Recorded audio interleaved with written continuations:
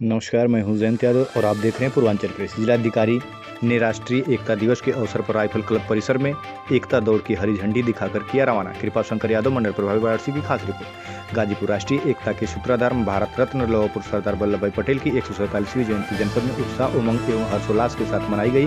लौह पुरुष सरदार वल्लभ भाई पटेल की जयंती के अवसर पर जनपद गाजीपुर में जिला प्रशासन, नेहरू युवा केंद्र, NSS, NCC, युवा कल्याण विभाग, शिक्षा विभाग, व्यापार मंडल आदि के समन्वय में एक विशाल रन फॉर यूनिटी दौड़ एवं मार्च पास्ट का आयोजन राइफल क्लब से नेहरू स्टेडियम तक किया गया। जनपद स्तरीय कार्यक्रम के अतिरिक्त 100 गांवों में भी रन फॉर यूनिटी का आयोजन किया गया। जिलाधिकारी ने सरदार वल्लभ भाई पटेल के जन्म दिवस को राष्ट्रीय एकता दिवस के रूप में मनाए जाने के अवसर पर उपस्थित अधिकारियों, कर्मचारियों, संभ्रांत नागरिकों, व्यापार मंडल, स्कूली छात्र छात्राओं को सत्यनिष्ठा की शपथ दिलाई। कार्यक्रम स्थल पर सूचना एवं जनसंपर्क विभाग के माध्यम से सरदार वल्लभ भाई पटेल एवं अन्य महापुरुषों के जीवन पर आधारित पुस्तक प्रदर्शनी का आयोजन किया गया था।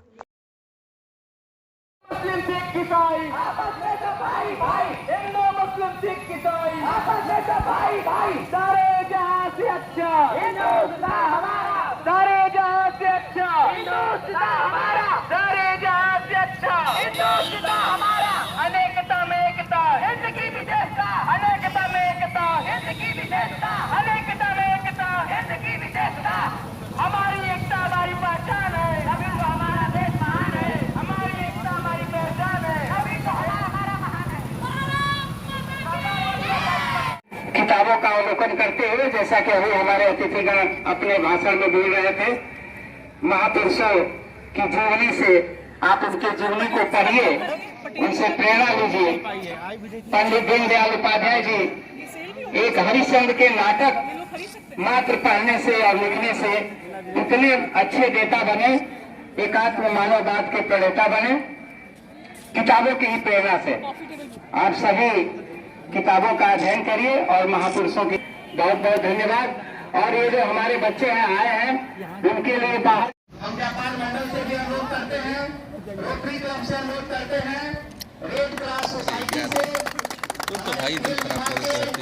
युवा कल्याण विभाग के अधिकारी, NSS, NCC के प्रधानाचार्य हरिशंकर जी को, rural convent sister Alphonsa, city inter college, राजकीय महिला राजकीय बालिका inter college, PG college Ghazipur के NSS, NCC के विंग के लोग हैं, क्योंकि आप सभी से और सरदार पटेल जी के चित्र पर माल्यार्पण कर हमारा हम लोग अर्पित करेंगे।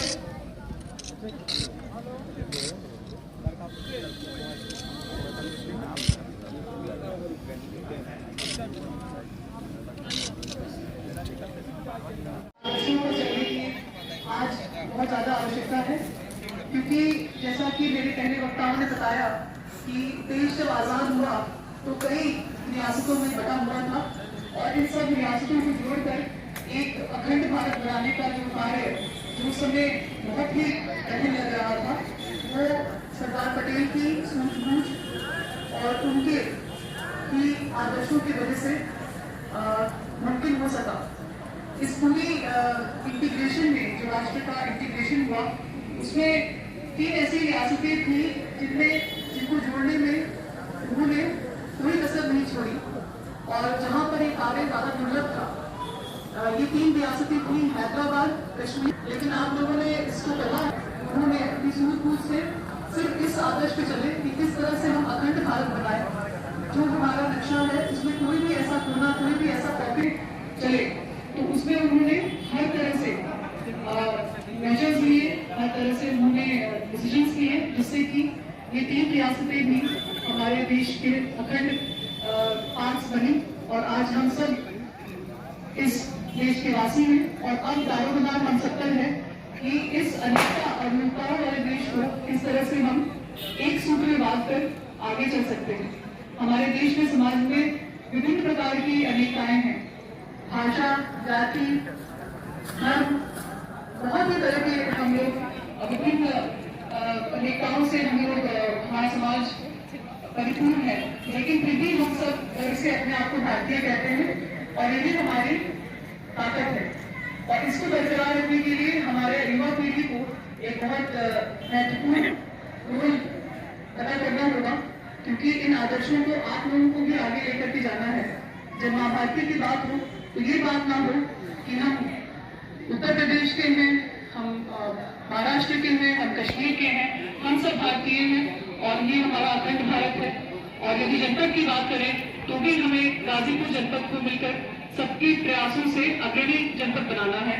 तो अगर हम ये सब कर सकेंगे तो ही मेरे सोच में हम सरदार पटेल को अच्छी सबसे बढ़िया श्रद्धांजलि दे सकेंगे। तो मैं आप सबसे अनुरोध करूंगी कि उनके जन्म दिवस के अवसर पर, राष्ट्रीय एकता दिवस के अवसर पर जो हमने संकल्प लिया है उसका अक्षरशः अनुपालन और उसको धरातल पे लाने के लिए आप उस आदर्शों पे चले और भारत माता को की अखंडता और जो उसकी एकता है वो बनाए रखें। सबको बहुत बहुत धन्यवाद।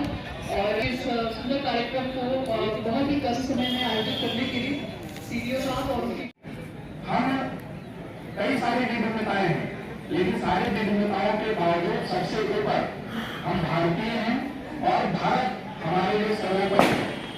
कंट्री फर्स्ट की जो भावना है, नेशन फर्स्ट की जो भावना है, वो भावना हमारे आजादी के अमृत महोत्सव से जो कार्यक्रम शुरू हुए थे वो वहां से भरने की शुरुआत हुई थी और उसके बाद ये लगातार उसी की श्रृंखला में ये कार्यक्रम लगातार आयोजित किए जाते रहे हैं और आगे भी 1 साल तक लगातार आयोजित किए जाते रहेंगे। आप सभी जानते हैं, जैसा कि अभी हमारे जिलाधिकारी महोदय ने बताया कि अंग्रेजों ने जब देश को आजाद किया तो उन्होंने देश को इंडिपेंडेंट नहीं किया, उन्होंने छोटी छोटी रियासतों को अलग अलग स्वतंत्रता दी और उनको ये विकल्प दिया कि वो चाहे भारत या चाहे पाकिस्तान, वो किसी में भी वो सम्मिलित हो सकते हैं। ऐसी दशा में लगभग 400-500 रियासतें ऐसी थी जिनको कि भारत में सम्मिलित करना एक बहुत ही दुर्लभ कार्य था उस समय। और निश्चित रूप से अगर सरदार वल्लभ भाई पटेल न होते तो वो हमारे लिए संभव नहीं था कि हम भारत को इतना बड़ा राज्य, इतना बड़ा राष्ट्र हम बना सकते। तो एक बहुत बड़ी भूमिका उनकी रही, लगातार वार्ता के माध्यम से लगातार प्रेरणा करते हुए और जहां आवश्यकता पड़ी शक्ति का भी प्रयोग करते हुए उन्होंने सारी रियासतों का प्रयोग, सारी रियासतों का विलय भारत में करवाया। और ये एक उदाहरण है कि हमारे देश का एक नेता, हमारे देश का एक प्रतिनिधि, हमारे देश का एक सेवक वो पूरे भारत को अखंड बनाने में कितनी महत्वपूर्ण भूमिका अदा कर सकता है। यह आजादी के बाद भी उनकी भूमिका नहीं थी, उसके पहले भी वो कांग्रेस के अध्यक्ष के रूप में भी जब उनको विकल्प दिया गया और उनके सामने जब महात्मा गांधी ने असहमति व्यक्त की तो उन्होंने वो सारे चुने हुए जाने के बावजूद भी उन्होंने उस अध्यक्ष को अस्वीकार कर दिया, अध्यक्ष पद को अस्वीकार कर दिया, जो कि प्रदर्शित करता है कि उस समय हमारे जो नेता थे उनमें सत्ता के प्रति कोई लालसा नहीं। एक उदाहरण के रूप में एक अपने कार्यों से उन्होंने एक ऐसा मामला स्थापित किया जो हमारे देश के, समाज के हर वर्ग के लिए, हर व्यक्ति के लिए एक बहुत ही प्रेरणादायक चीज है। और हमें पूरी कोशिश करनी चाहिए कि सरदार वल्लभ भाई पटेल अगर अकेले इतनी बड़ी भूमिका का निर्वहन कर सकते हैं तो हम लोग भी अपने स्तर पर देश को मजबूत बनाने में क्या क्या काम कर सकते हैं, कैसे हम प्रयास कर सकते हैं, इसके बारे में हमें सोचना चाहिए, विचार करना चाहिए। और देश की युवा पीढ़ी को सबसे ज्यादा सीखने की जरूरत है। जो हमारे आजादी के नायक थे, जो हमारे वीर पुरुष थे, शहीद थे, जो वीर सपूत थे, उनके कार्यों से हमें सीख लेनी चाहिए और ऐसे आज के जैसे